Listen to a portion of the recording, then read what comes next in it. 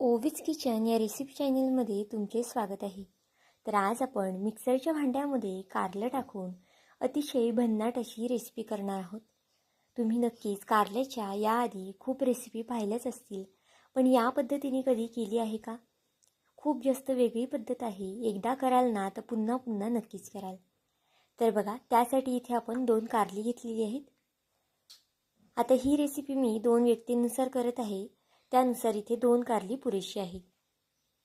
आता तुमच्याकडे जी कोणती कारली असतील ना ती इथे तुम्ही घेऊ शकता.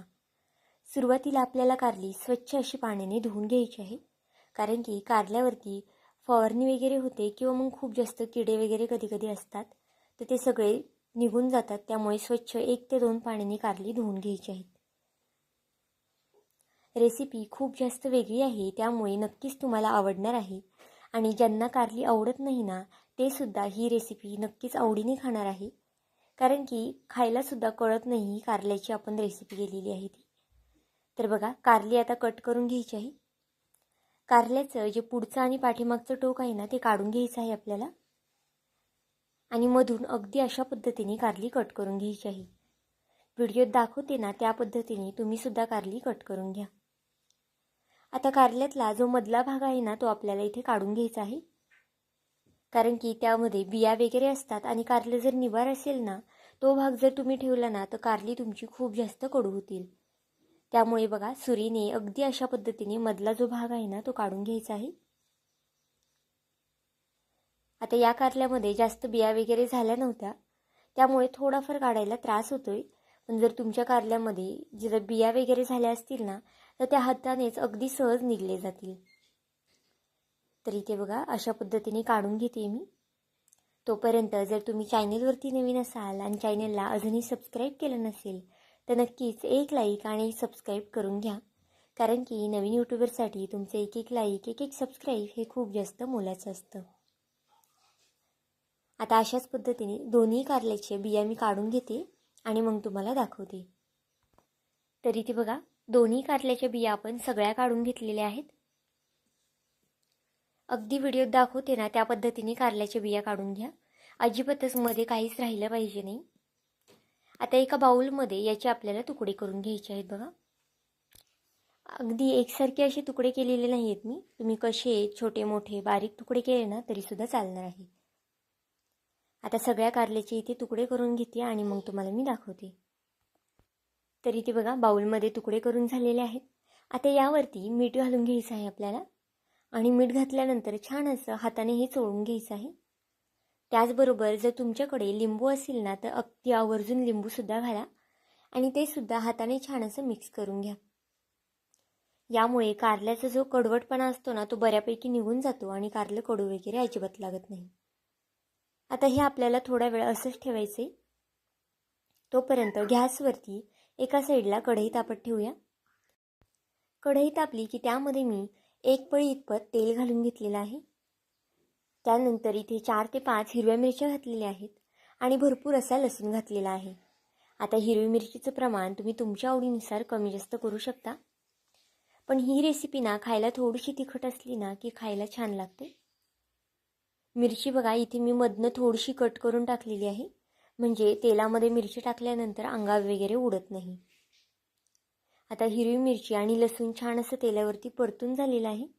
आता यामध्ये थोडेसे शेंगदाणे घालून घेऊया.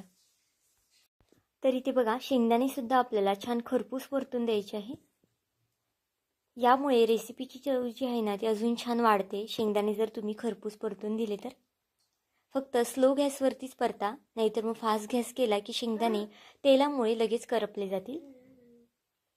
तर इथे बघा, शेंगदाणे, मिरची आणि लसूण सगळं छान असं परतून झालेलं आहे. आता हे एका साईडला करूया आणि त्यामध्ये 1 चमचा इतपत जिरे घालून घेऊया. जिरेसुद्धा तेलावरती छान असं फुलून द्यायचं आहे आपल्याला. आता हे सगळं छान असं मिक्स करून घ्यायचं आहे. आता गॅसची फ्लेम आपल्याला बंद करायची आहे आणि जे आपण कारलं एका साईडला ठेवलं होतं ना ते सुद्धा छान असं मुरलेलं आहे. आता कारल्यामध्ये आपण 1 ते 1.5 ग्लास इतपत पाणी घालून घेऊया आणि छान असं हे कारलं जे आहे ना ते चोळून घ्यायचं आहे हातानेच. जास्त सुद्धा 1-2 पाण्याने धुवायचं नाही, कारण की कारलं आपण सुरुवातीलाच धुवून घेतलं होतं त्यामुळे सुरुवातीला आता आपल्याला एकाच पाण्याने धुवून घ्यायचं आहे. म्हणजे जे मीठ आणि लिंबाचं आपण घातलं होतं ना ते सगळं निघून जातं आणि कारल्याचा कडवटपणा आहे ना तो सुद्धा निघून जातो. आता बघा कारलं मिक्सरच्या भांड्यात टाकून घेतलेलं आहे. आता पाणी वगैरे अजिबातच न वापरता कारलं आपल्याला हे ओबडधोबड असं वाटून घ्यायचं आहे. एकदम बारीक सुद्धा वाटायचं नाही, जाडसरच बघा हे आपल्याला ठेवायचं आहे. आणि अजिबातच पाण्याचा वगैरे वापर करायचा नाही. तर इथे पाहू शकता अगदी अशा पद्धतीने रवाळ असंही मी वाटून घेतलेलं आहे. आता हे एका साईडला असंच ठेवूया आणि एका प्लेटमध्ये हे काढून घ्यायचं आहे आपल्याला. तर इथे बघा एका प्लेटमध्ये हे जे कारल्याचं वाटून घेतलं आहे ना ते काढून घ्यायचं आहे आपल्याला. रेसिपी खूप जास्त अप्रतिम होते, अगदी पटकनी तयारसुद्धा होते, कमीत कमी साहित्यामध्ये तयार होते आणि जे कारलं खात नाही ना ते सुद्धा अगदी आवडीने ही रेसिपी खाणार आहे. त्यामुळे तुम्ही आठवड्यातून 2 ते 3 वेळा ही रेसिपी नक्कीच कराल, कारण की इतकी जास्त भन्नाट ही रेसिपी तयार होते.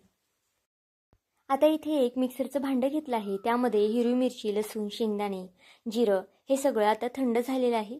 ते आपण मिक्सरच्या भांड्यामध्ये टाकून घेऊया आणि अगदी भरभरीत असं वाटून घेऊया. जास्तसुद्धा बारीक वाटायचं नाही, जाडसरच आपल्याला हे वाटून घ्यायचं आहे. आणि वाटताना अजिबातच पाण्याचा वगैरे वापर करायचा नाही, कोरडंच आपल्याला हे वाटून घ्यायचं आहे. बघा तुम्ही इथे पाहू शकता असं जाडसरच वाटून घ्यायचं आहे, बारीक वगैरे करायची गरज नाही. आता आपलं वाटणसुद्धा तयार आहे. आता पुन्हा गॅसवरती एक कढई तापत ठेवायची आहे. आता मी तीच कढई वापरलेली आहे, ज्या कढईमध्ये आपण शेंगदाणे वगैरे परतून घेतलं होतं तीच कढई. त्यामध्ये 2 पळ्या इतपत तेल घालून घेतलेलं आहे. तेल तापलं की यामध्ये 1 चमचा मोहरी, 1 चमचा जिरे घालून घेऊया.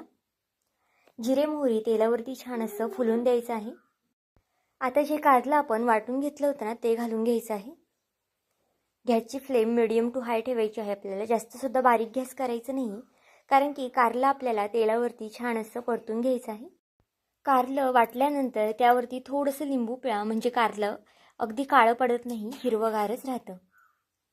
तर इथे बघा तेलावरती छान असं कारलं परतून घेते. आता हे कारलं शिजायला अगदी कमीत कमी वेळ लागणार आहे, कारण की आपण कारलं हे छान असं वाटून घेतलंय. तर आता बघा यावरती 1 ते 2 मिनिटासाठी मी झाकण ठेवते आणि मध्ये आधी हे हलवून सुद्धा घेते. आता इथे जर तुमच्याकडे नॉनस्टिकची कढई असेल ना तुम्ही निदान 3 ते 4 मिनिटं असंच झाकून ठेवा, म्हणजे कारलं खाली चिटकत सुद्धा नाही आणि अगदी छान असं शिजलं सुद्धा जाईल. तर इथे बघा अगदी कारल्याचा थोडासा रंग बदललेला आहे. आता यामध्ये आपण जे शेंगदाणे हिरवी मिरची वाटून घेतलं होतं ना ते घालून घेऊया. हे आपल्याला जास्तसुद्धा परतायची गरज नाही, कारण की सुरुवातीलाच आपण लसूण, हिरवी मिरची, शेंगदाणे तेलावरती छान अशी तळून घेतली होती. आता हे सगळं छान असं मिक्स करून घेऊया. हे मिक्स करताना गॅसची फ्लेम ही जी आहे ना ती स्लो करायची आहे, नाहीतर मग शेंगदाणे वगैरे असतात ना ते खाली चिटकून बसतात आणि करपतात सुद्धा. आता बघा चवीनुसार मीठ घालून घेतलेलं आहे.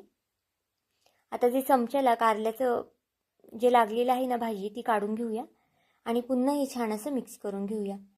आता वाटण टाकून झाल्यावरती ना मी पुन्हा यावरती झाकण ठेवलं होतं 2 ते 3 मिनिटासाठी आणि याला छान अशी वाफ देऊन घेतलेली आहे. तर बघा आपलं जे कारलं आहे ना ते सुद्धा अगदी परफेक्ट असं शिजलेलं आहे.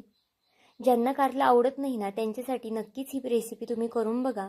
त्यांना ही कारल्याची रेसिपी नक्कीच आवडेल आणि कळणार सुद्धा नाही नक्की ही कारल्याची रेसिपी आहे की दोडक्याची, कारण की अगदी अजिबातच कडू वगैरे लागत नाही. खायला म्हणाल तर अगदी अप्रतिम लागते. भाकरीबरोबर खा किंवा मग भाताबरोबर जरी मिक्स करून खाल्लं ना तरीसुद्धा छान लागतं. आता यावरती लिंबू पिळलेलं आहे, थोडंसं कोथिंबीर घालून घेऊया आणि इथे माझ्याकडे सुकं खोबरं होतं ना ते घालून घेतलेलं आहे मी. आणि पुन्हा आपल्याला हे छान असं मिक्स करून घ्यायचं आहे. जर तुमच्याकडे सुका खोबऱ्याच्या ऐवजी ओलं खोबरं असेल ना तर नक्कीच आवर्जून घाला, त्याने सुद्धा याची चव अप्रतिम होते. तर आजची ही कारल्याचा ठेचा तुम्हाला कसं वाटला मला हे कमेंट करून नक्की सांगा.